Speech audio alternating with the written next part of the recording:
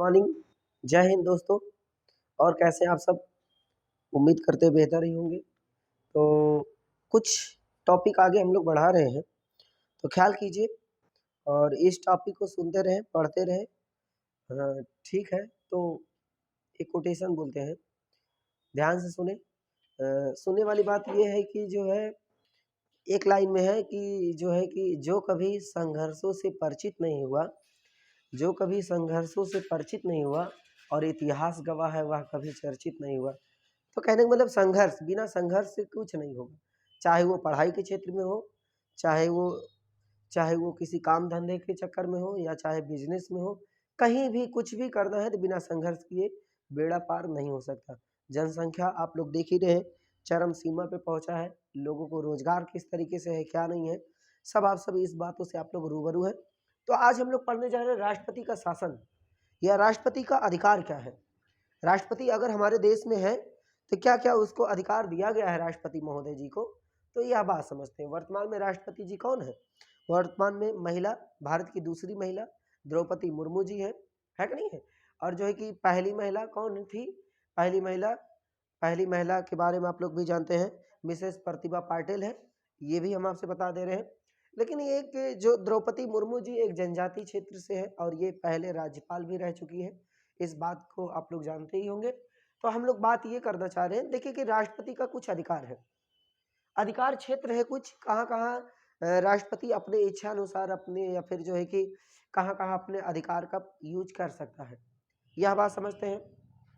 देखिए कि सबसे पहला जो अधिकार है क्षमादान शक्ति।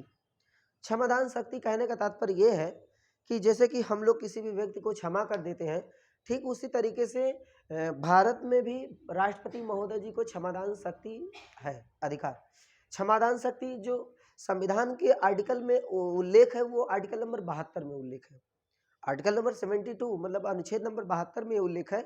72 में क्या है कि क्षमादान शक्ति। लेकिन बात करें कैसी क्षमादान, राष्ट्रपति महोदय जी मृत्युदंड को माफ कर सकते हैं। मृत्युदंड, अगर ऐसे व्यक्ति जिसको फांसी की सजा सुनाई गई हो, या किसी को जीवन कारावास दिया गया हो, या किसी भी प्रकार की सजा किसी भी व्यक्ति को दिया गया है, या मृत्युदंड किसी को दिया गया है, उसकी सजा को माफ करने का अधिकार किसके पास होता है? राष्ट्रपति महोदय के पास होता है।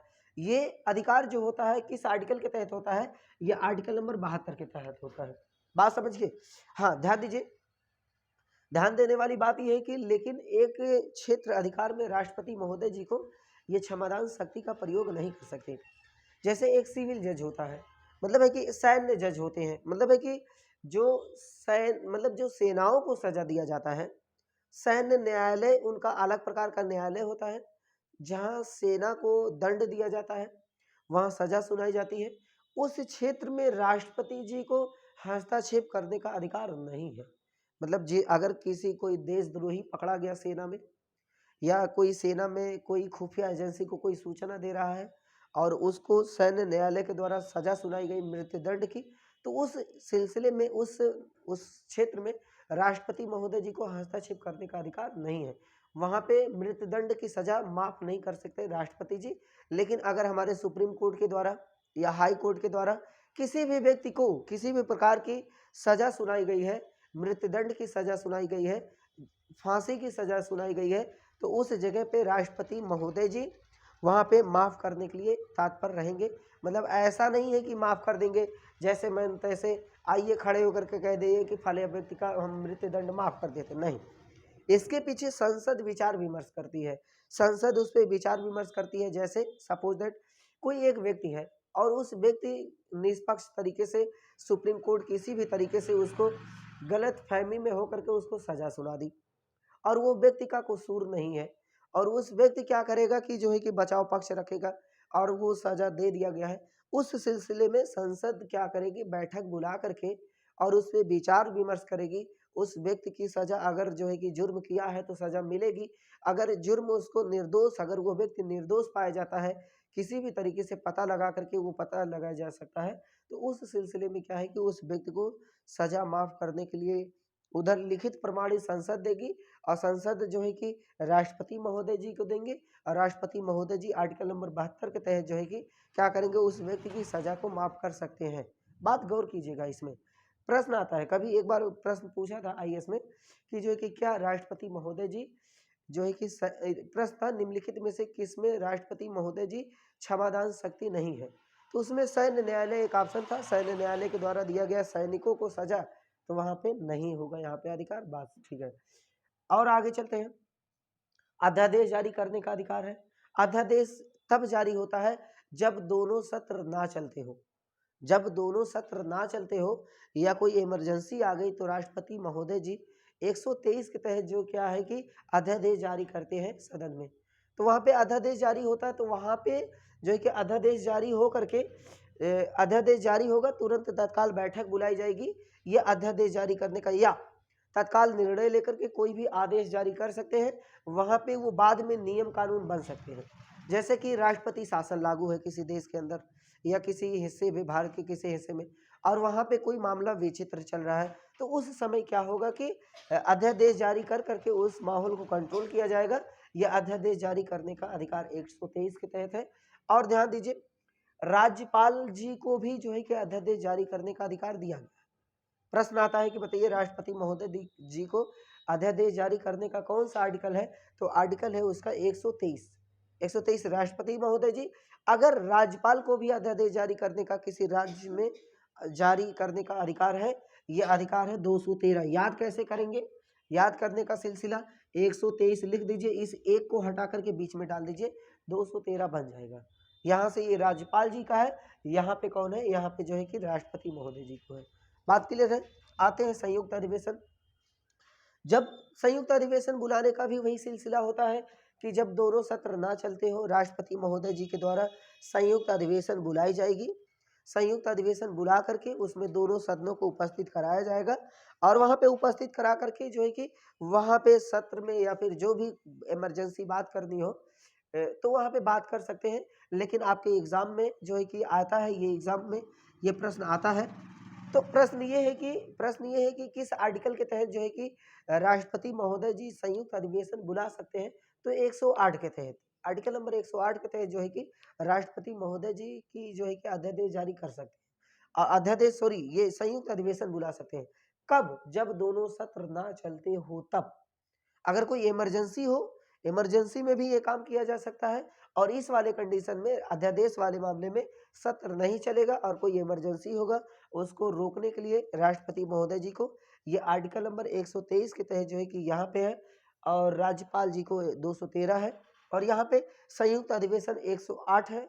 हम लोग माला जपते हैं 108, ऐसे याद करेंगे, हम लोग माला जपेंगे 108 का, उसमें कुल मोतियों की संख्या 108, तो यहाँ से किसी भी तरीके से याद कर सकते हैं 108 संयुक्त अधिवेशन। लेकिन बात यहाँ से एक इम्पोर्टेंट बात है, कंडीशन लगा करके एग्जाम कभी कभी देता है, संयुक्त बैठक जो आती है, या देखिए प्रश्न आता है कि ये बैठक या फिर बुलाने का शब्द नहीं लिखा रहता है, शब्द लिखा रहता है आहूत, आहूत करना। आहूत का मतलब बुलाना, बात समझिए, टर्मिनोलॉजी है, ये वर्ड है, वर्ड कीवर्ड है, आहूत करना। आहूत का मतलब बुलाना, आहूत का मतलब क्या होता है? बुलाना। और ध्यान दीजिए कि 108 के तहत हो सकता है, लेकिन जब बुलाए जाएगी, बुलाया तो राष्ट्रपति के द्वारा जाएगा, लेकिन उसकी अध्यक्षता, उसकी जो है कि संचालन करने का काम किसके किया जाएगा?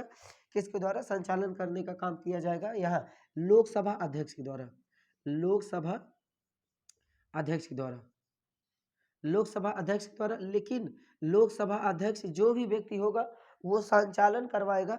वर्तमान में ओम बिरला जी क्या है कि लोकसभा अध्यक्ष हैं, वर्तमान में, है कि नहीं है? वर्तमान में पहले लोकसभा अध्यक्ष मीरा कुमार देखे होंगे, है कि नहीं है? उसके बाद यहाँ से देखेंगे वर्तमान में जो कि लोकसभा अध्यक्ष पहली महिला थी ना वो ना, उसके बाद लोकसभा अध्यक्ष। और यहाँ पे देखें कि लोकसभा अध्यक्ष यहाँ पे हम आपसे बताए हैं वर्तमान में कौन है? ओम बिरला जी हैं, वो उसके संयुक्त अधिवेशन की जो है कि अध्यक्षता करेंगे।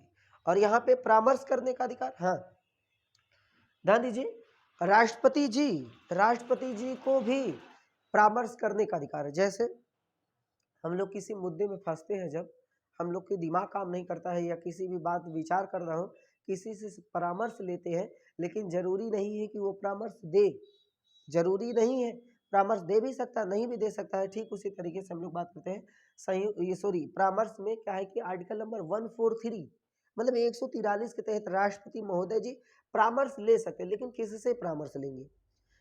ये परामर्श ले सकते हैं सुप्रीम कोर्ट के मुख्य न्यायाधीश से।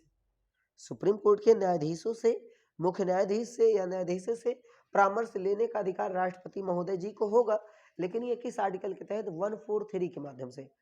किसके माध्यम से? 143 के माध्यम से। राष्ट्रपति जी के कान में बोलेंगे 143, और 143 तो लोग समझते हैं क्या चीज होता है। 143 कहने का मतलब याद करना है। तो किससे परामर्श किससे लिया जाएगा? सुप्रीम कोर्ट के मुख्य न्यायाधीश से। लेकिन यह जरूरी नहीं है कि सुप्रीम कोर्ट जो आदेश दिया है राष्ट्रपति जी माने। जो परामर्श मतलब है कि सुप्रीम कोर्ट के मुख्य न्यायाधीश जो मतलब है दिए हैं परामर्श, कोई जरूरी नहीं है कि माने। जो भी आदेश है, जो भी मतलब है कि उसमें परामर्श दिए हैं, जरूरी नहीं कि राष्ट्रपति महोदय जी उसका पालन करें। लेकिन ये भी जरूरी नहीं राष्ट्रपति जी मान सकते हैं या नहीं भी मान सकते हैं, उसके स्वतंत्र रूप से ये निर्णय है। वीटो पावर की बात आती है। वीटो पावर की बात आती है। वीटो पावर हम लोग जानते हैं कि वीटो पावर, देखिए कि वीटो पावर का सिलसिला हम लोग आगे देख लेंगे, आगे देख लेंगे। वीटो पावर एक प्रकार का है और इसमें थोड़ी सी बात करनी पड़ेगी। एक बार प्रश्न देखिए, ध्यान दीजिए, प्रश्न लीजिए। प्रश्न इसमें ये पूछा जाएगा, बताइए कि किस आर्टिकल के तहत राष्ट्रपति महोदय जी को, किस आर्टिकल के तहत राष्ट्रपति महोदय जी को क्षमादान करने की शक्ति है? 72। अब फिर प्रश्न पूछ सकता है कि क्या राज्यपाल जी को क्षमादान शक्ति है, मृत्यु दंड माफ करने की शक्ति है? नहीं, राज्यपाल जी को मृत्यु दंड माफ नहीं कर सकता है। बाकी क्षेत्रों में उसको अधिकार है, बाकी क्षेत्रों में अधिकार है। फिर प्रश्न पूछ सकता है कि बताइए कि किस आर्टिकल के तहत राष्ट्रपति जी अध्यादेश जारी करते हैं?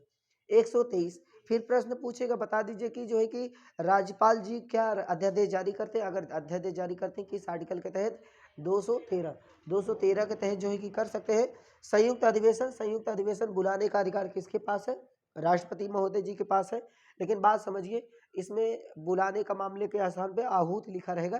किस आर्टिकल के तहत हो सकता है? 108 के तहत हो सकता है, आर्टिकल नंबर 108 के तहत। और जो है कि उसकी अध्यक्षता कौन करेगा? उसकी अध्यक्षता करने के लिए तैयार होंगे, कौन तैयार होंगे?